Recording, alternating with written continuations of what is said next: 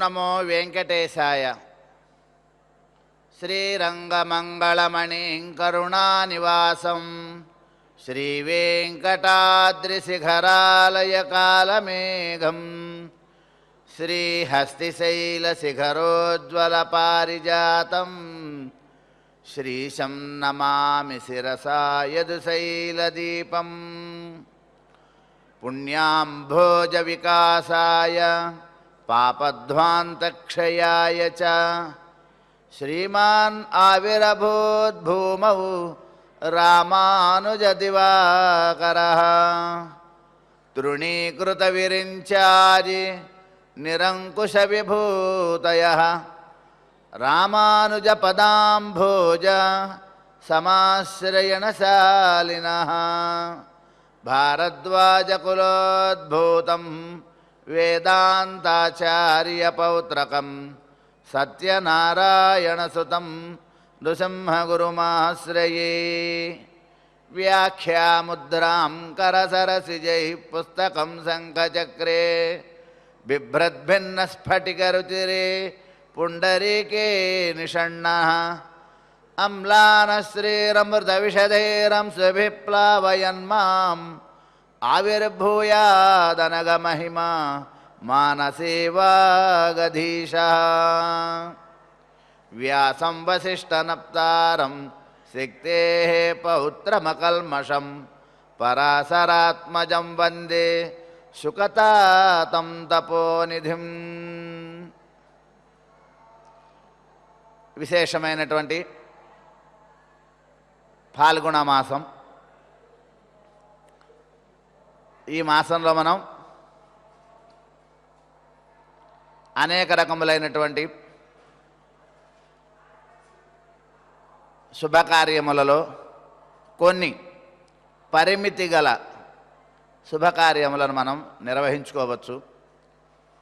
కొన్ని శుభకార్యాలకి ఈ మాసం అంత అనుకూలం కాదు, సామాన్యమైనటువంటివి.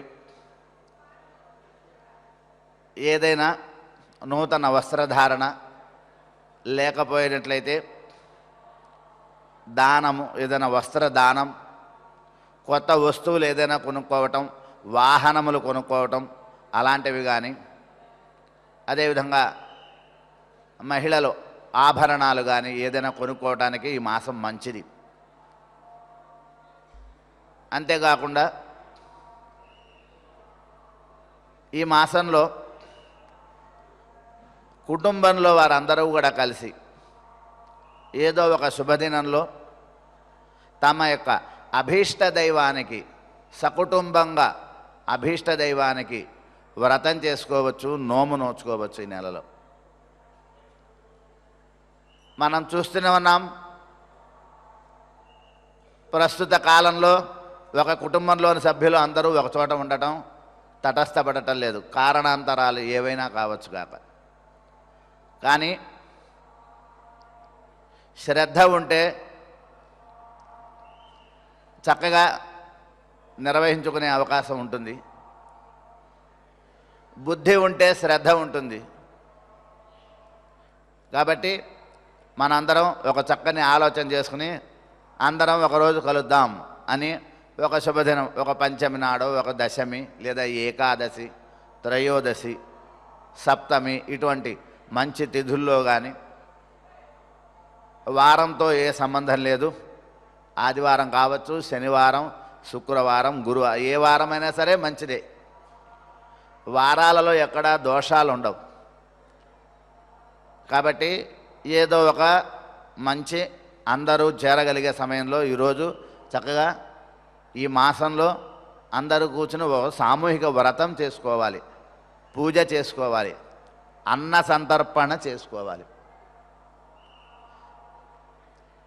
అదేవిధంగా చక్కగా ఏదైనా ఒక విద్య, నూతనంగా ఏదైనా ఒక సాంకేతిక టెక్నికల్ కోర్సెస్ అంటాం మనం, అట్లాంటివి ఏదైనా ఈ నెలలో ప్రారంభించుకుంటే చాలా మంచిది. ఈ నెలలో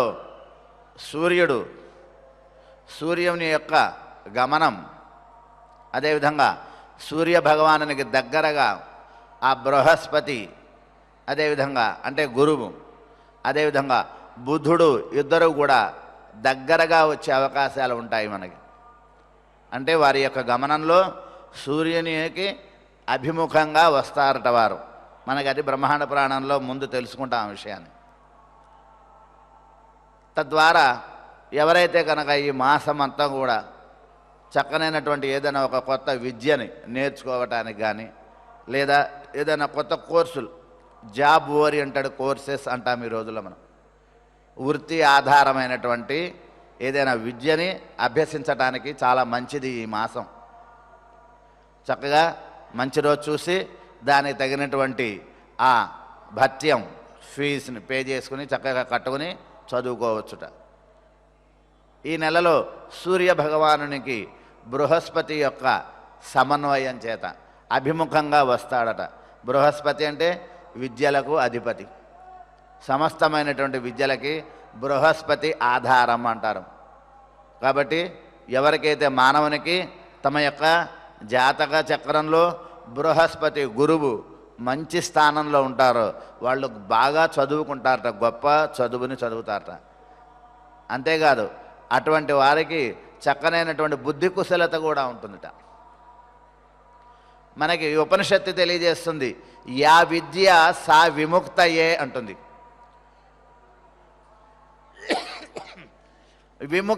ముక్తిని పొందటం కోసం మనం ఆశ్రయించేటటువంటి విద్య అంటే, చదువు అంటే. లోకంలో ఎన్నో రకాల విద్యలు ఉన్నాయి. అంతేకాకుండా మనకి చక్కగా మనకి వైదికమైనటువంటి కళలు 64 కళలు ఉన్నాయి, చతుషష్ఠి కళలు మనకి శాస్త్రాలలో తెలియజేయబడినటువంటివి. ఇవే కాకుండా అనేక రకమైనటువంటి విద్యలు ఉన్నాయి.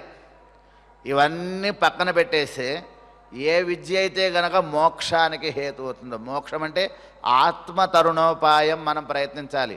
అంతేగాని శరీరం ధరించి శరీరం సుభిక్షంగా ఉండడం, శరీరం యొక్క సౌఖ్యం కోసం మనం ప్రయత్నం చేయకర్లా.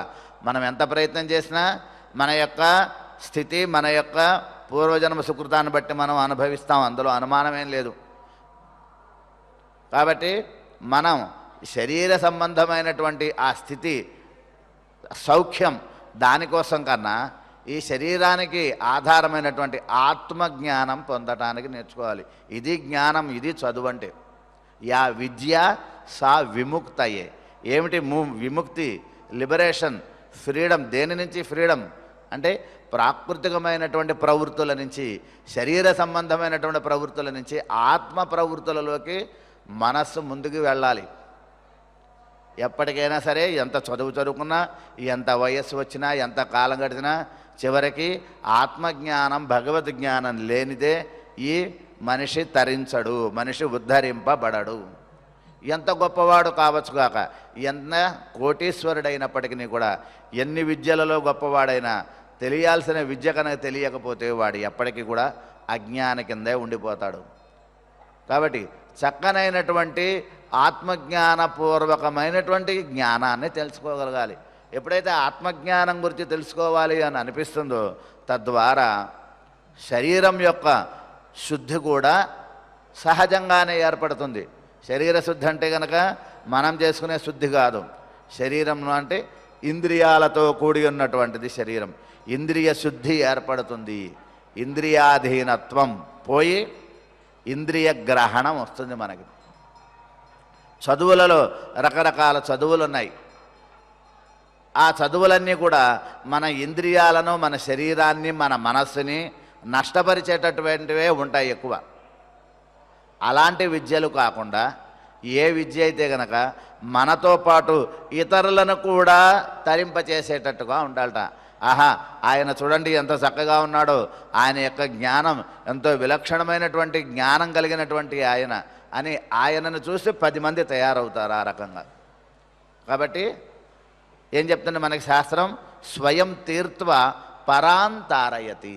ముందు మానవుడు తనను తాను తరింపజేసుకుని అప్పుడు ఇతరులను తరింపజేయటానికి ప్రయత్నం చేయాలి. అటువంటి జ్ఞానం ఇచ్చేటటువంటిదే విద్య. ఆ విద్యలే మనకి వైదిక విద్యలు. వేదం కొన్ని విద్యలను మనకి తెలియజేసింది. అన్ని విద్యలలో ప్రధానమైనటువంటి విద్య బ్రహ్మ విద్య అంటారు. బ్రహ్మ విద్య అంటే బ్రహ్మ గురించినటువంటి జ్ఞానాన్ని ఇచ్చేటటువంటి విద్య. ఆ బ్రహ్మ విద్యలు 32 రకాల బ్రహ్మ విద్యలు అని మనకి తెలియజేస్తుంది వేదం. ఏమిటి ఆ బ్రహ్మ విద్యలలో సారాంశం? భగవంతుడు ఎవరో తెలుసుకోవాలి మనం. ఇంతకుముందు కూడా మనం స్మరించుకున్నాం 5 విషయాలు మనకి తెలియాలి అని. అర్ధ పంచకం తెలుసుకోవలసినటువంటి విషయాలు 5 ఉన్నాయి. ఈ 5 విషయాలను తెలుసుకున్నటువంటి వాడు తప్పకుండా జ్ఞాని అవుతాడు. అతడే లోకోత్తర పురుషుడవుతాడు. అతడే 10 మందికి ఆదర్శప్రాయుడవుతాడు. అతడే మరణించినప్పటికీ కూడా జీవించి ఉన్నవాడుగా ఉంటాడట. అంతేగాని జీవన్ మృత ఉండకూడదు. మృతోపి సజీవ, మరణించినప్పటికీ జీవించిన వాని వలె ఉండాలి. అంతేగాని జీవించినప్పటికీ మరణించిన వాని వలె ఉండకూడదు అంటుంది మనకి శాస్త్రం. అటువంటి జ్ఞానాన్ని ఇచ్చేటటువంటి చక్కని వైదిక విద్యలు. మరి అటువంటి విద్యలన్నీ మనం ఎక్కడ నేర్చుకుంటాం? మనకి ఏమొచ్చు? సమస్తమైనటువంటి వైదిక విద్యలు అన్నీ కూడా మనకి కేవలం ఒకే ఒక భాషలో ఉన్నాయి. అదే సంస్కృత భాష. కేవలం సంస్కృత భాషలో మాత్రమే మనం తరింపగలిగేటటువంటి విద్యలు ఉన్నాయి. కాబట్టి సంస్కృతం మన అధీనం కాదు, మన భాష కాదు. దేవతల భాష సంస్కృతం. కానీ అటువంటి దేవతల భాషని మనం ఆశ్రయిస్తున్నాం. ఎంత అదృష్టం! ఒక కోటీశ్వరుడు ఎక్కాల్సినటువంటి కారులో మనం ఎక్కి కూర్చుంటే ఎలా ఉంటుంది మనకి? ఆ ఊహే మనకి అందదు అసలు. అటువంటిది ఊర్ధ్వగాములైనటువంటి ఊర్ధ్వలోకాలలో ఉండేటటువంటి దేవతల చేత మాట్లాడబడే భాష సంస్కృత భాష. ఆ సంస్కృత భాషలోనే మన సమస్తమైన విద్యలు కూడా ఉన్నాయి. కాబట్టి మన దైనందిన జీవితంలో కూడా మనకి నిత్యం సంస్కృతంతోనే ఉంటుంది మన జీవితం. సంస్కృతంతో ముడిపడి ఉన్నటువంటిది మన జీవితం. నిద్ర లేచినప్పటి నుంచి పడుకునేంత వరకు కూడా మనం నిత్యం సంస్కృతం యొక్క స్థితిలోనే ఉంటాం. భగవంతుడి దగ్గరికి వెళ్ళి ఒక నమస్కారం పెట్టుకోవాలనుకున్నా, ఒక శ్లోకం చదువుకోవాలనుకున్నా, ఒక నామం స్మరించాలన్నా, ధ్యానం చేయాలన్నా, మనం ఏం చేయాలన్నా సంస్కృత భాష మీదే ఆధారపడి ఉంది. అటువంటి సమస్తమైనటువంటి జ్ఞాన భాండాగారం ఉన్నటువంటిది సంస్కృత భాష. అందులో ప్రధానమైనటువంటివి పురాణాలు, ఇతిహాసాలు, స్తోత్రములు, అదేవిధంగా వేద సంబంధమైనటువంటి వేదాలలో ప్రధానంగా చెప్పబడేటటువంటి ఉపనిషత్తులు. ఉపనిషత్తుల్లో ఏం తెలియజేస్తోంది అంటే భగవంతుడు ఎవరో తెలియజేస్తోంది. ఏమిటి భగవత్ స్వరూపం అని మనకు ఉపనిషత్తులు తెలియజేస్తాయి. ఈ ఉపనిషత్తులు 108 ప్రధానంగా ఉన్నప్పటికీ అందులో ఒక 10 ఉపనిషత్తులు అత్యంత ప్రధానమైనటువంటివి అని చెప్పి, మళ్ళీ ఈ ఉపనిషత్తులు కూడా మరికొన్ని ఉపనిషత్తులు కూడా ఉన్నాయి సమూహంగా. అదే ఆ రకంగా అనేక ఉపనిషత్తులలో కూడా మనకి తెలియజేసేది భగవత్ స్వరూపమే. భగవంతుడి గురించి తెలుసుకోవాలి మనం. మన జన్మ అందుకే. మనకి భగవంతుడు బుద్ధి పెట్టాడు. సృష్టిలో ఏ ప్రాణికి బుద్ధి లేదు. దానివల్ల ఏం తెలుసుకోవాలి? మనం ఎవరు, మనం ఎక్కడికి వెళ్ళాలి అనే జ్ఞానాన్ని తెలుసుకోవాలి. మనం భగవంతుడి నుంచి వచ్చాం, తిరిగి భగవంతునిలోకే మనం ప్రయత్నం చేయాలి వెళ్ళటానికి. కాబట్టి ఆ జ్ఞానం మనకి కలగాలి. అటువంటి జ్ఞానం కలగాలి అంటే ఈ రకమైనటువంటి వైదికమైనటువంటి విషయ జ్ఞానం, అదేవిధంగా ఆధ్యాత్మికమైనటువంటి మానసిక స్వభావాన్ని మనం రోజు కొంచెం పెంచుకోవాలి. ఒక్కసారిగా ఎవరు కూడా ఉన్న పాళంగా ఒక 10 లక్షలు ఒకేసారి ఫిక్స్డ్ డిపాజిట్ మనం చేయలేం.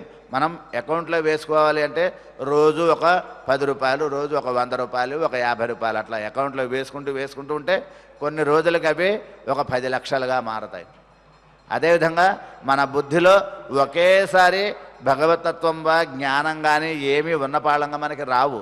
కొద్దిగా రోజు ఒక్కొక్క నిమిషం, ఒక్కొక్క గంట, ఒక్కొక్క అరగంట, ఒక్కొక్క 15 నిమిషాలు అట్లా భగవత్ సంబంధమైనటువంటి బుద్ధిని మనసులో కొంచెం పెంచుకోవాలి. అలా పెంచుకుంటూ ఉంటే తప్పకుండా మనకి నిజమైనటువంటి ఆధ్యాత్మిక తత్వం మన రక్తంలోనే మనకి ఇమిడిపోతుంది. మన శరీరంలో నరాలలో కూడా భగవతత్వ సంబంధ జ్ఞానం కొద్దిగా పెరుగుతూ ఉండాలి. అది అంత తేలిక కాదు. అహరహ అభ్యాసం అంటుంది శాస్త్రం మనకి. అందుకనే శ్రీకృష్ణ పరమాత్మ కూడా అభ్యాసేన, మనం ఏ పని చేయాలన్నా అభ్యాసం ఉండాలి. అభ్యాసం అంటే ప్రాక్టీస్, డైలీ ప్రాక్టీస్. రోజు ఒక 10 నిమిషాలు ఒక సమయంలో భగవత్స్మరణ చేయటం మనం అలవాటు చేసుకున్నట్లయితే మనకి ఎన్ని పనులున్నా ఆ పనిని పక్కన పెట్టి ఈ పనే చేస్తాం. రోజు ప్రయత్నం చేసుకుంటూ ఉండాలి, మానకూడదు.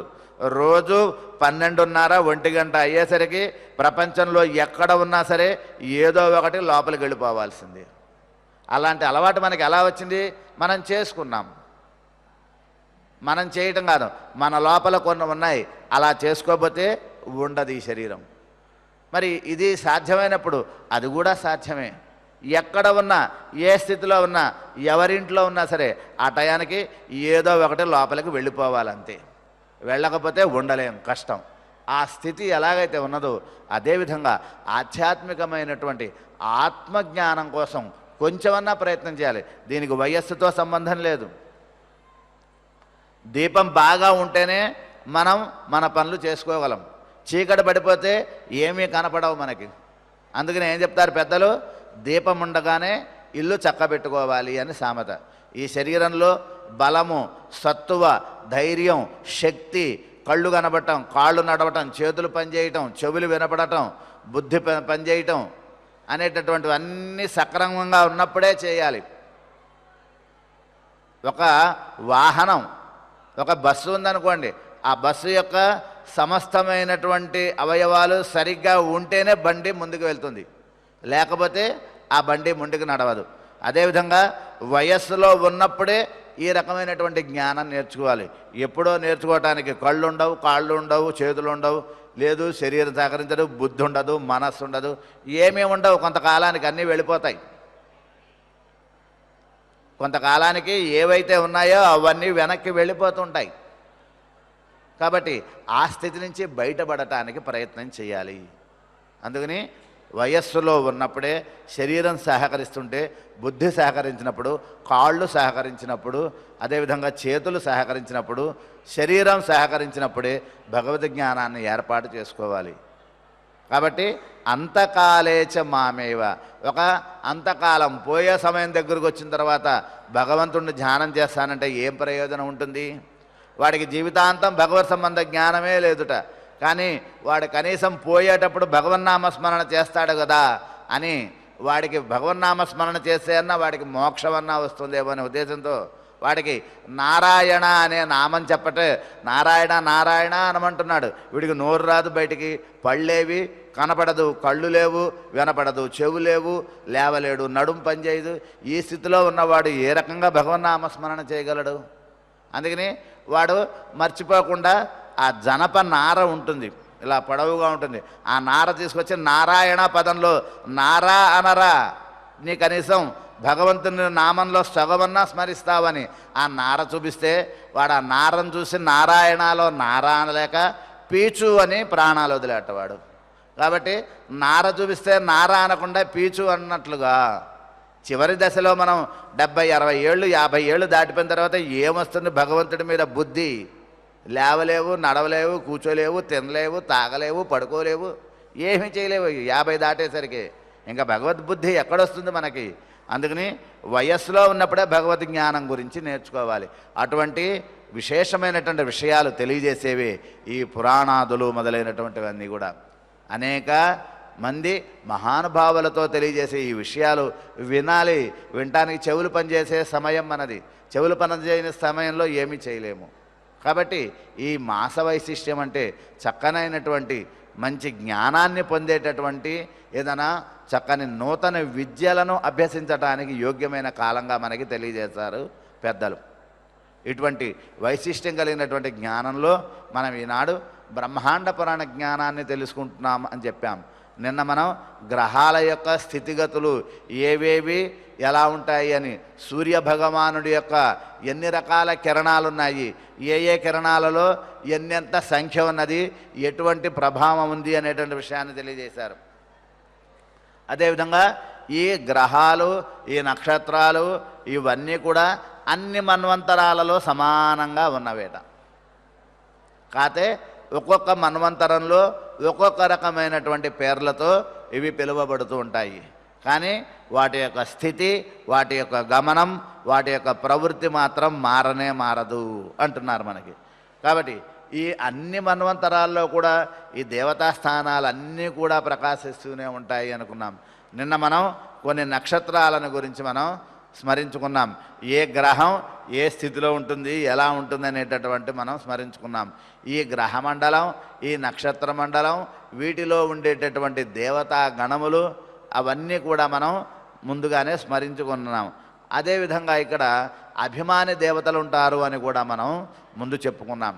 ఈ అభిమాని దేవతలందరూ ఏం చేస్తుంటారు అంటే ఈ సూర్యభగవానుని యొక్క స్తోత్రం చేస్తూ ఆయన ఆకాశంలో ఏ రకమైనటువంటి గమనాన్ని కలిగి ఉంటాడో ఆ గమనాన్ని అనుసరిస్తూ వీరందరూ కూడా పోతూ ఉంటారట. అభిమాన దేవతలు అంటారు. అంతేకాదుట ఈ అభిమాని దేవతల్లో మళ్ళీ 3 రకాల వాళ్ళు ఉంటారు. అతీతులు, అదేవిధంగా అతీతాభిమానులు, భవిష్య దేవతలు, వర్తమానులు అని 3 రకాలుగా ఉంటారు. వర్తమాన దేవతలు అంటే ప్రజెంట్ టైం.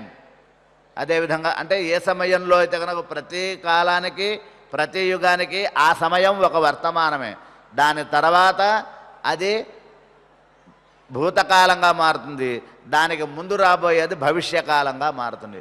కాబట్టి భూత భవిష్యత్ వర్తమాన ఈ 3 కాలాలలో కూడా అతీతాభిమానులు, భవిష్యాభిమానులు, అగతాభిమానులు అనేటటువంటి 3 రకాలుగా ఈ దేవతలందరూ కూడా ఉంటారు అని మనకి తెలియజేస్తున్నారు అన్నాం. ఆ తర్వాత అదితి పుత్రుడైనటువంటి ఈ వివస్వాన్ అనేటువంటి అతను వైవస్వత మన్వంతరంతో ఇతని యొక్క మనువు కాలం ప్రారంభమైంది అని మనం స్మరించుకున్నాం. ఈ విధంగా ఈ శుక్ర వంశస్థుడైనటువంటి శుక్రుడు ఈ వైవస్వత మన్వంతర కాలంలోనే ఈ దేవతలందరికీ ఒకరు గురువుగాను, రాక్షసులందరికీ గురువుగా మరొకరు, ఒక ఆయన శుక్రాచార్యుడని మరొకడు బృహస్పతుడని ఇద్దరు అవతరించారు అని మనకి తెలియజేస్తున్నారు. అంతేకాదుట బుధుడు ఎవరెవరి సంతానమో మనకి తెలియజేస్తున్నారు. ఇందులో బుధుడు మనం ఎవరైతే ఇందాక తెలియజేసుకున్నామో బుద్ధికి అధిపతి బుధుడు. ఆ బుద్ధుడు అనేటటువంటి ఆయన త్విష అనేటువంటి ఆయన యొక్క కుమారుడు. ఈ త్విషుడు వీళ్ళందరూ ధర్ముడు వీళ్ళందరూ ఎవరు అంటే మన్వంతర ప్రారంభంలో ఉన్నటువంటి మొదటి స్వయంభువ మనువు యొక్క సంతానం వీళ్ళంతా. ఈ స్వయంభవ మనువు యొక్క సంతానంలో వారికి పుట్టినటువంటి వాళ్ళే ఈ గ్రహాదులు అంటున్నారు. అదేవిధంగా సంజ్ఞాదేవి వివస్వతుడు వీళ్ళిద్దరికీ పుట్టినటువంటి వాడుట విరూపుడుగా పుట్టాడట. అంటే విరూపం అంటే వికృతమైనటువంటి రూపం, నల్లనైనటువంటి శరీరంతో వికృతమైనటువంటి స్వరూపంతో పుట్టాడట. ఆయనే శనేశ్వరుడు అంటున్నారు. ఆ తర్వాత వికేసి అగ్ని, వికేసి అనేటటువంటి ఆమెకు అగ్నిదేవునికి పుట్టినటువంటి వారే ఆ యువకుడు అనేటువంటి వాడు లోహితాక్షుడు అయినటువంటి కుజుడుట. ఆ వికేసి అగ్ని అనేటువంటి వారికి పుట్టిన కాబట్టి కుజుడు ఎవరు అంటే అగ్ని సంతానం కుజుడు అంటారు. అదేవిధంగా వీరందరూ కూడా గ్రహాలు. మరి నక్షత్రాలు ఉన్నాయని అనుకున్నాం మనం ఆకాశంలో. ఈ నక్షత్రాలు ఎన్ని ఉన్నప్పటికీ కూడా దక్ష ప్రజాపతి ఆ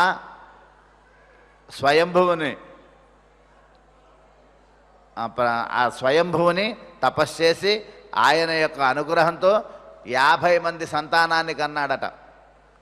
50 మంది ఆడపిల్లలు వాళ్ళు 50 మంది సంతానాన్ని కన్నాడట ఆయన. ఆ 50 మందిలో 27 మంది, ఆ 27 మందిని చంద్రునికిచ్చి వివాహం చేశారట. వాళ్ళే నక్షత్రములు. 27 నక్షత్రములు. వాళ్ళ పేర్లు, నక్షత్రముల పేర్లు తెలుసా మనందరికీ? తెలుసుకోవాలి.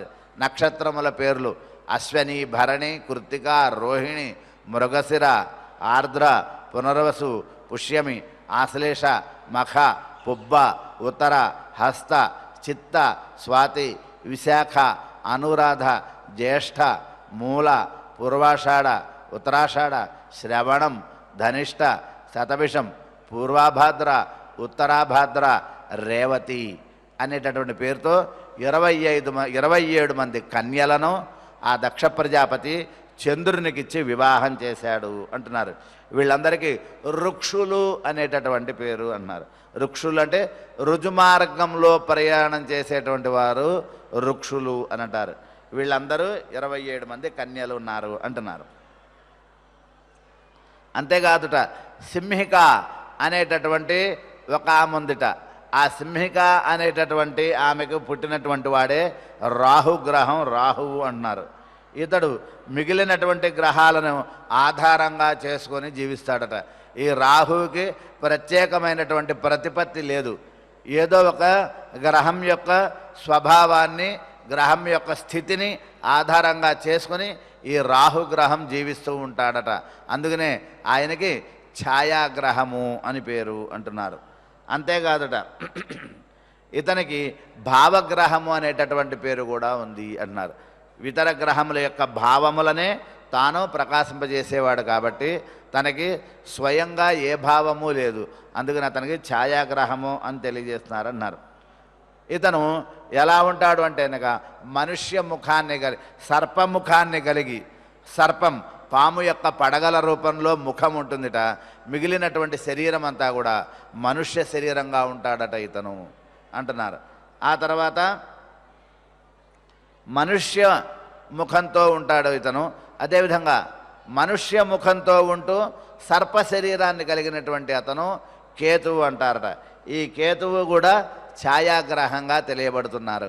ఈ రాహుకేతువులు ఈ 2 గ్రహములు కూడా సూర్యచంద్ర గ్రహముల కన్నా పైన స్థానంలో ఉంటాయిట. సూర్యగ్రహము అన్నిటికన్నా మధ్యలో ఉంటుంది. ఆ సూర్యగ్రహం కన్నా పైన మరికొన్ని గ్రహాలు ఉన్నాయి, వాటికి పైన ఉంటాయిట రాహుగ్రహము.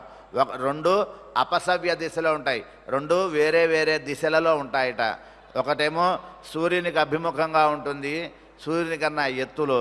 మరొకటి చంద్రునికి అభిముఖంగా ఉంటుందట, చంద్రుడి కన్నా ఎత్తులో. సమానమైనటువంటి వ్యత్యాసంలో, సమానమైనటువంటి వైశాల్యంలో, వ్యాసార్థంలో. అందుకనే అలా ఉండటం చేత ఆ రాహువు కేతు అనేటటువంటి ఆ 2 గ్రహములు కూడా సూర్యచంద్రులను మృంగటానికి, వారిని ఆక్రమించటానికి అనువుగా ఉంటుందట. వాటి యొక్క కూర్పు ఏర్పాటు అంటున్నారు. ఆ రకంగా రాహుగ్రహములు అంటున్నారు. ఈ విధంగా నవగ్రహముల యొక్క స్థితి ఈ రకంగా ఉంటుంది అని. ఇందులో ప్రధానంగా సూర్యుడు, బుధుడు, శుక్రుడు, అదేవిధంగా చంద్రుడు, వీళ్ళందరినీ శుభప్రదమైనటువంటి వారుగా మనకి జ్యోతిష్ శాస్త్రం తెలియజేస్తుంది. మిగిలినటువంటి వారందరూ కూడా అశుభ గ్రహములుగా మనకి తెలియజేస్తుంది జ్యోతిష్ శాస్త్రం అంటున్నారు. ఆ విషయాలు ఇంకా మనకి ముందు తెలియజేయబడతాయి. ముందు పాదాలలో వాటి యొక్క గ్రహముల యొక్క స్థితి, స్వభావం, ఎలాంటి ప్రవృత్తులు, ఎలాంటి ఫలాలు ఇస్తారు, ఎలాంటి అనుగ్రహం వాడికి ఉంటుంది అనే విషయాన్ని మనకి ముందు తెలియజేస్తారన్నారు. ఆ తర్వాత ఈ అశ్వని మొదలైనటువంటి 27 నక్షత్రముల గురించి మనకి తెలియజేశారు. వీరందరూ కూడా లోకోత్తరమైనటువంటి సౌందర్యంతో ఉంటారట. వీరందరూ ఒక్కొక్క రోజు చంద్రునితో కలిసి ఉంటారట వీళ్ళందరూ.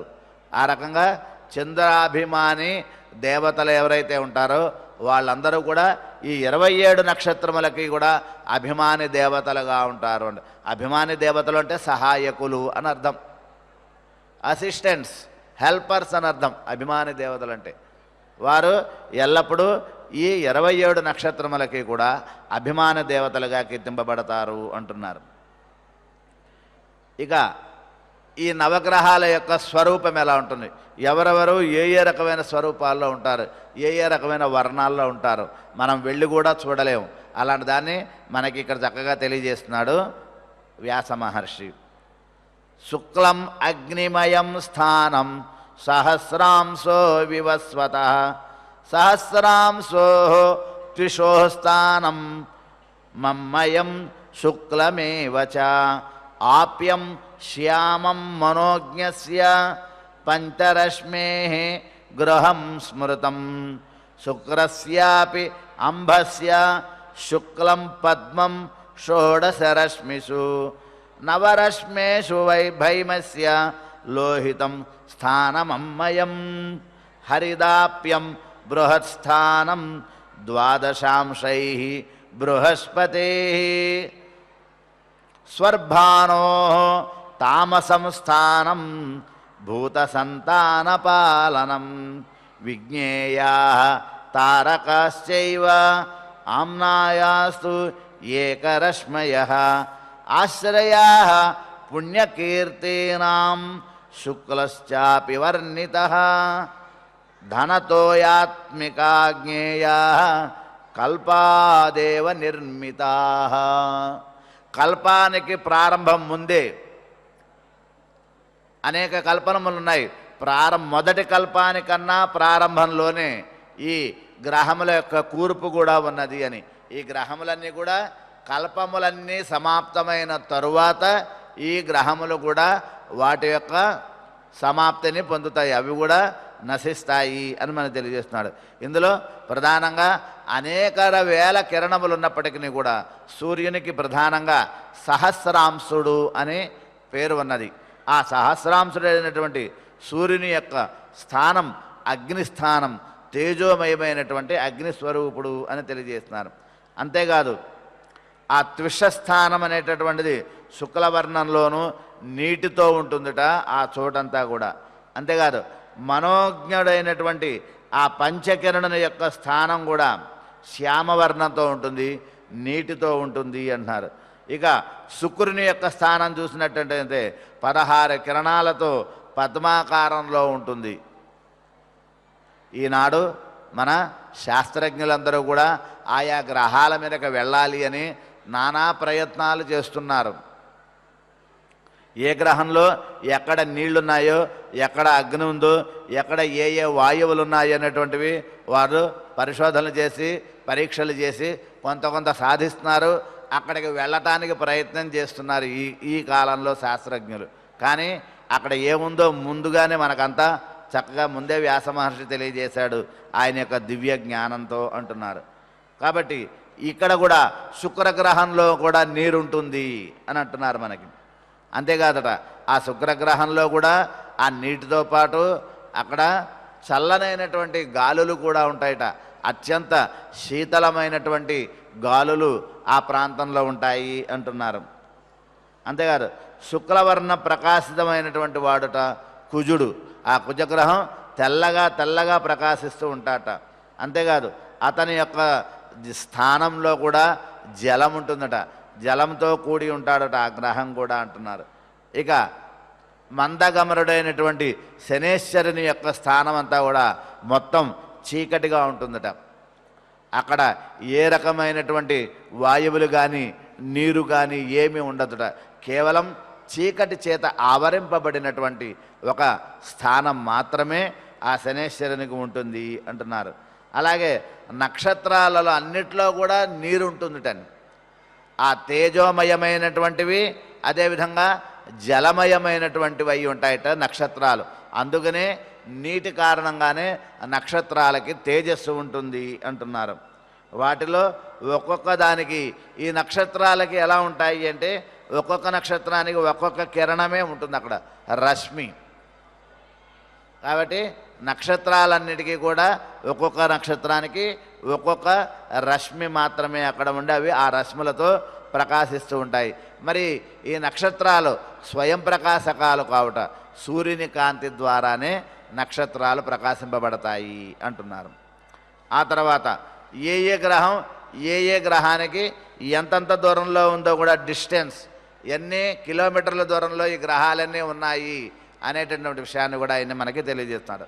నవయోజన సాహస్రో విష్కంభం సవితు స్మృత త్రిగుణ తస్య విస్తారో మండలస్య ప్రమాణత ద్విగుణ సూర్య విస్తారాద్ విస్తార శశిన స్మృత తుల్య తయోస్తు స్వర్భాను భూత్వా అధస్తాత్ ప్రసర్పతి ఉద్ధృత్య పృథివీ ఛాయాం నిర్మితో మండలాకృతి స్వర్భానో బృహత్స్థానం తృతీయం యత్ తేజోమయం ఆద్రిత్యాత్ తస్య నిష్క్రమ్య సోమం గచ్చతి పర్వసు. ఇక్కడ ప్రధానంగా ఏ ఏ గ్రహం ఎంతంత దూరంలో ఉన్నాయి, అదేవిధంగా వేటి యొక్క వ్యాసార్థం ఎంత ఉందనేటటువంటిది తెలియజేస్తున్నాడు. సూర్యుని యొక్క వ్యాసార్థం అంటే పొడవు దాదాపు 9000 యోజనాలు ఉంటుందట. ఆ సూర్యుని యొక్క సూర్యబింబం యొక్క విస్తారం అంటే వెడల్పు పొడవుకి 3 రెట్లు ఉంటుందిట. అంటే పొడవు 9 ఉంటే 3 9లు 27,000 యోజనాల దూరం ఉంటుందిట. ఆ వెడల్పు అంత పెద్దగా ఉంటుంది, పొడవు అంత పెద్దగా ఉంటుంది అంటున్నారు. తర్వాత చంద్రుని యొక్క వైశాల్యం అంటే పొడవు వెడల్పు చంద్రునికి సంబంధించినవి సూర్యుని కన్నా కూడా 2 రెట్లు ఎక్కువట. అంటే సూర్యుని కన్నా చంద్రుని యొక్క వైశాల్యం పెద్దది అన్నారు. అదేవిధంగా స్వర్భాను అని అంటారు. రాహువుకి స్వర్భాను అని పేరు. ఆ స్వర్భాను అని చెప్పబడేటువంటి రాహు సూర్యచంద్రుల యొక్క వైశాల్యంతో సమానంగానే ఉంటాడట. ఈ రాహువు సూర్యచంద్రుల కన్నా పైన ఉంటాడట. సూర్యచంద్రుల యొక్క గమనం మారినప్పటికీ కూడా వారి యొక్క దిశ మారిన ఆ రాహువు యొక్క దిశ మారదట, అలాగే ఉంటాడట. ఆయన పైనగానే ఉంటాడు అన్నారు. అంతేకాదు అతను మరొక సమయంలో సూర్యచంద్రులు వారి యొక్క గమనంలో ఉన్నప్పుడు ఇతను క్రిందకి వచ్చినట్టు కనబడతాడట. అంటే సూర్యచంద్రుల కన్నా కింద భాగానికి ఒకసారి వచ్చినట్టు కనబడతాడట, ఒకసారి సూర్యచంద్రులకు పైన ఉన్నట్టు కనబడతాడట ఈ రాహువు. కానీ రాహువు ఒకే స్థితిలో ఉంటారు. ఇవి 2 గ్రహముల యొక్క కదలిక చేత అతను కిందకి పైకి మారుతున్నట్టుగా మనకి గోచరిస్తాడు అని తెలియజేస్తున్నారు. రాహువు యొక్క స్థితి తటస్థంగానే ఉంటుంది అంటున్నారు. ఆ తర్వాత భూమి, ఈ భూమి అనేటటువంటిది ఒక వలయాకారంగా గుండ్రంగా ఉంటుందట. ఆ భూమి ముందుగా తనంతట తానుగు ఆత్మానం భ్రమతే భూమి, ఈ భూమి తనంతట తానుగా తిరుగుతూ ఉంటుంది. అదేవిధంగా అది సూర్యమపిచ, సూర్యుని కూడా పరిభ్రమిస్తూ ఉంటుంది. కాబట్టి ఈ విషయాలన్నీ మనకి తెలిసినప్పటికీ కూడా ఎలా తెలుసుకోవాలి, మనం అలా తెలుసుకోవాల్సిన అవసరం లేదు. మన ఇంట్లో ఉండే విషయం ఏదన్నా ఉంటే మన ఇంట్లో వాళ్ళు చెప్పాలి, కానీ పక్క వాళ్ళు మన ఇంట్లో ఏముందో పక్క వాళ్ళు చెప్పకూడదు. మనం చెప్తే పక్క వాళ్ళు తెలుసుకోవాలి, అంతేగాని పక్క వాళ్ళు చెప్తే మనం తెలుసుకోవాల్సినటువంటి అగత్యం లేదు. అదేవిధంగా మనకి పురాణాలలో గ్రంథస్థం చేయబడి ఉన్న ఈ విషయాలన్నీ ఎవరో కనుక్కుని ఎవరో చెప్పేంతటి అవసరం మనకు అక్కర్లేదు. ప్రపంచంలో మన భారతదేశానికి ఒక గొప్ప స్థానం ఉన్నది అంటే ఇదిగో ఈ పురాణాల వల్లనే. వేద పురాణ ఇతిహాసాలు, ఇందులో చెప్పబడిన విషయం లేదు, ఇందులో ఎప్పుడో చెప్పబడిన విషయం ఇప్పుడిప్పుడు మనం తెలుసుకుంటున్నాం. కానీ మన దగ్గర ఉన్నది సహజంగానే ఈ రహస్యాలన్నీ కూడా ఉన్నాయి అంటున్నారు. కాబట్టి ఈ భూమి యొక్క ఛాయకి అనుగుణంగా తిరుగుతూ ఉంటాయి ఈ గ్రహము అంటున్నారు. కాబట్టి ఈ భూమి గ్రహం అనేటటువంటిది తనంతట తాను ఆత్మానం భ్రమతే అని చెప్తారు కదా, ఆ రకంగా తన చుట్టూ తాను తిరుగుతూ సూర్యుని చుట్టూ తిరుగుతూ ఉంటుంది. ఆ తిరగటం చేత సూర్యచంద్రుల యొక్క గమనము, అదేవిధంగా ఈ భూమి యొక్క గమనంలో వ్యత్యాసం మనకి తెలుస్తూ ఉంటుంది అంటున్నారు. అలాగే రాహువు నుంచి 3వ స్థానంలో ఉండేటటువంటి వాడు బృహస్పతి, అంటే గురువుట. ఈ గురువు రాహువు కన్నా 3 రెట్లు పెద్దవాట, చంద్రుడి కన్నా 5 రెట్లు పెద్దవాడట, 5 ఇంతలు పెద్దవాడట. ఈ గురుగ్రహం అన్ని గ్రహాల్లో కంటే చాలా పెద్దది అంటారు. కాబట్టి అంతటి పెద్ద గ్రహంట గురుగ్రహం. ఈ గురుగ్రహంలో అయస్కాంత శక్తి ఉంటుంది, ఆకర్షక శక్తి ఉంటుంది అంటున్నారు. అంతేకాదు సూర్యుని నుంచి ఈ పర్వములలో సూర్యుని నుంచి దూరంగా జరిగినప్పుడు ఆ గురుగ్రహం యొక్క కాంతి గురుగ్రహం యొక్క ఆ స్వరూపం భూమికి కనబడుతూ ఉంటుందట. సూర్యునికి దగ్గరగా వెళ్ళినప్పుడు ఈ గురుగ్రహం కనబడకుండా మాయమవుతుంది. ఈ గురుగ్రహం యొక్క గమనము సూర్యునికి భూమికి మధ్యన జరుగుతూ ఉంటుంది అంటున్నారు మనకి. ఆ తర్వాత సూర్య సంబంధమైనటువంటి పర్వాలలో తిరిగి చంద్రుని నుంచి బయలుదేరి సూర్యాభిముఖంగా ఉంటుందట. సూర్య సంబంధమైన పర్వాలలో చంద్రునికి అభిముఖంగా ఉంటుంది, చంద్ర సంబంధమైనటువంటి పర్వాలలో అంటే పర్వం అంటే పక్షములని 15 రోజులు ఇటు 15 రోజులు అటు అని అర్థం. అప్పుడు సూర్యునికి అభిముఖంగా ఒకసారి ఉంటుంది, ఆ తర్వాత చంద్రునికి అభిముఖంగా ఒకసారి మారుతూ ఉంటుంది ఈ గ్రహము అంటున్నారు. ఇక ఈ శుక్రగ్రహం వ్యాసార్థం చూసినట్లయితే ఈ శుక్రగ్రహం వ్యాసార్థం చంద్రునిలో 16వ వంతుట, అదేవిధంగా గురువులో 24వ వంతు ఉంటుందిట ఈ శుక్రగ్రహం యొక్క వ్యాసార్థం అన్నారు. ఆ తర్వాత ఈ శుక్రుడికే భార్గవుడు అనేటటువంటి పేరు కూడా ఉన్నది. అంటే ఈ గ్రహం మనం చూసినట్టయితే బృహస్పతి కంటే 4వ వంతు పరిమాణం తక్కువగా ఉంటుంది అంటున్నారు. అదేవిధంగా కుజశనులు అనేటటువంటి వాళ్ళు బుధునిలో కంటే 3/4వ వంతు తక్కువ ఆకారంలో ఉంటారు, అంటే చాలా చిన్నగా ఉంటారు వీళ్ళందరూ అని మనకి ఇక్కడ తెలియజేస్తారు. మరొక విషయం, ఈ నక్షత్రాలు సాధారణంగా చంద్ర సంయోగాన్ని కలిగి ఉంటాయి. చంద్రుని యొక్క సంయోగం చేత, చంద్రుని యొక్క కాంతి చేత ఈ నక్షత్రాలు చంద్రునితో సమానంగా ఎప్పుడైతే చంద్రోదయం జరుగుతుందో అప్పుడు నక్షత్రాలు కూడా చంద్రునితో పాటుగా వాటి యొక్క ఉదయం కూడా కలుగుతుంది. గ్రహాలు సూర్యోదయం అంటే సూర్యుని యొక్క సంగమంలో గ్రహాలు ఉంటాయి, నక్షత్రాలు చంద్ర సంయోగాన్ని కలిగి ఉంటాయి అంటున్నారు. గ్రహాల్లో అన్నిటికన్నా పైన 3 ఉంటాయట ప్రధానంగా. కుజుడు, బృహస్పతి, శని, వీళ్ళ ముగ్గురు ఉంటారట. వీళ్ళ పైన ఉండేవాళ్ళు రాహుకేతువులు. రాహుకేతువులు అనేటువంటి వాళ్ళు ఆ పైనుంచి ఈ కింద వరకు వచ్చి సూర్య చంద్ర గ్రహాలను వాళ్ళు ఆక్రమిస్తూ ఉంటారు అని మనకి తెలియజేస్తున్నారు. వీటి స్వరూపాన్ని బట్టి ఇవన్నీ కూడా ఈ 3 గ్రహాలు మనం చెప్పుకున్నాం. ఉన్నతమైన స్థానంలో ఉన్నటువంటి ఈ శని, బృహస్పతి, కుజగ్రహాలు ఒక్కొక్కటి కూడా వాటి స్థానం నుంచి 500, 400, 300 యోజనాల దూరంలో ఉంటాయి అవన్నీ కూడా అంటున్నారు. ఈ నక్షత్రాలు, ఈ గ్రహాలు ఇవన్నీ కూడా మనకి అంతరిక్షంలో ఆయా సమయాలలో సూర్యుని యొక్క కాంతి చేతనే మనకి దర్శనమవుతున్నాయి అంటున్నారు. ఈ సూర్యగమనం అనేటటువంటిది అయన క్రమాన్ని అనుసరించి ఉచ్చనీచములను కూడా పొందుతూ ఉంటుందట.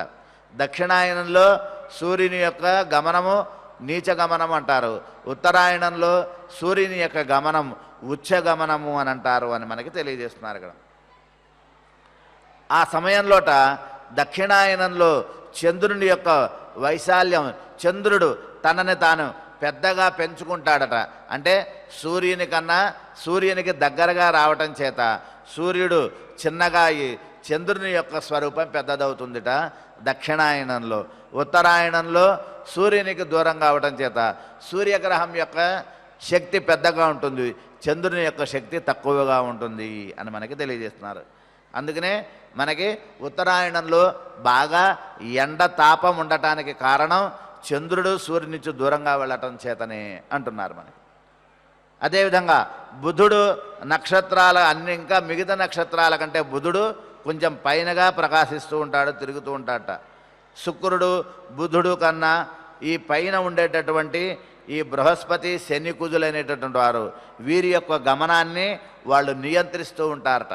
అంటే ఈ గ్రహములు వాటి యొక్క ఆకర్షణ శక్తి చేత, ఈ గ్రహాలన్నీ వాటి యొక్క ఆకర్షణ శక్తి చేత వాటి యొక్క గమనాన్ని నిర్దేశించుకుంటూ ఉంటాయి. ఏ గ్రహం పెద్దగా ఉంటే ఆ పెద్ద గ్రహం దానికన్నా చిన్న గ్రహం యొక్క గమనాన్ని మారుస్తూ ఉంటుంది. ఇవంతా కూడా ఒక నియమబద్ధమైనటువంటి స్థితిలో ఉంటాయటంట, ఒక పర్ఫెక్ట్ ఆర్డర్లో ఉంటాయట. ఏ మాత్రం ఒక సెకను కూడా తేడా లేనటువంటి స్థితిలో ఈ గ్రహాల యొక్క కూర్పు ఉంటుంది అంటున్నారు. కాబట్టి ఈ విధంగా గ్రహాలు, నక్షత్రాలు, అదేగా వాటి యొక్క అంతరం దాదాపు 2000 యోజనాల తేడాలో ఉంటాయి ఇవన్నీ కూడా. ఈ గ్రహములు, ఈ నక్షత్రములు, గ్రహముల స్థితి, నక్షత్రముల స్థితి కూడా దాదాపు 2000 యోజనాల మధ్య భేదం ఉంటుంది, దూరం అంటున్నారు. ఈ రకంగా నక్షత్రముల యొక్క, గ్రహముల యొక్క స్థితి ఏర్పడింపబడినది అన్నాడు.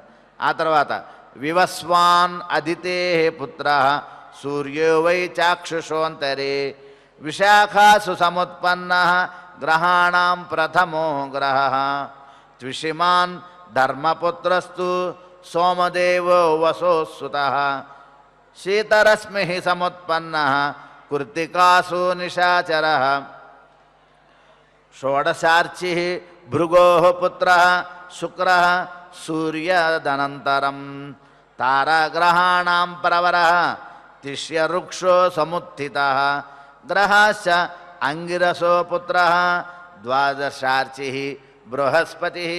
ఇప్పుడు ఎవరెవరు ఈ గ్రహాల యొక్క పుట్టుక, ఏ గ్రహం ఎవరి ద్వారా ఉత్పన్నమైనది అనే విషయాన్ని తెలియజేస్తున్నారు. ఫాల్గుణేషు చ సముత్పన్నం పర్వాసు చ జగద్గురు నవార్చి లోహితాంగశ్చ ప్రజాపతి సుతో గ్రహ ఆర్షాదాతు ఇహ పర్వాసు సముత్పన్నా గ్రహస్థితా. ఈ విధంగా ఒక్కొక్క గ్రహము ఒక్కొక్కని ద్వారా ఉత్పన్నమైనది అని మనకి తెలియజేస్తున్నారు. చాక్షుష మన్వంతరం ప్రారంభంలో అదితిపుత్రుడైనటువంటి ఆ వివస్వంతుడైనటువంటి అతను సూర్యగ్రహాల్లో గ్రహాలన్నింటిలో మొదటివాడిగా చెప్పబడుతున్నాడు అని మనకి తెలియజేస్తున్నారు. ఈ గ్రహాల్లో సూర్యుడు మొదటివాడు అని ఈ గ్రహములు ఎవరి యొక్క ఏ రకములైనటువంటి మహర్షులకి పుణ్యచరితులకి ఈ గ్రహాలు ఉత్పన్నమయ్యాయి అనేటువంటి విషయాన్ని మనకి చక్కగా తెలియజేయబోతున్నారు. ఆ విషయాన్ని మనం ముందు చక్కగా స్మరించుకుందాం. క్షమా ప్రార్థనతో కార్యక్రమాన్ని ముగిద్దాం. అధక్షమా ప్రార్థన యదక్షరపదభ్రష్టం మాత్రాహీనం చ యద్భవేత్ తత్సర్వం క్షమ్యతాం దేవ నారాయణ నమోస్తుతే. అద భగవత్ సమర్పణం కాయేన వాచా మనసేంద్రియైర్వా బుద్ధ్యాత్మనా వా ప్రకృతే స్వభావాత్ కరోమి యద్యత్ సకలం పరస్మై నారాయణాయేతి సమర్పయామి. అధమంగళం శ్రియకాంతాయ కళ్యాణ నిధయేర్దినాం శ్రీ వెంకట నివాసాయ శ్రీనివాసాయ మంగళం. ఓం నమో వెంకటేశాయ.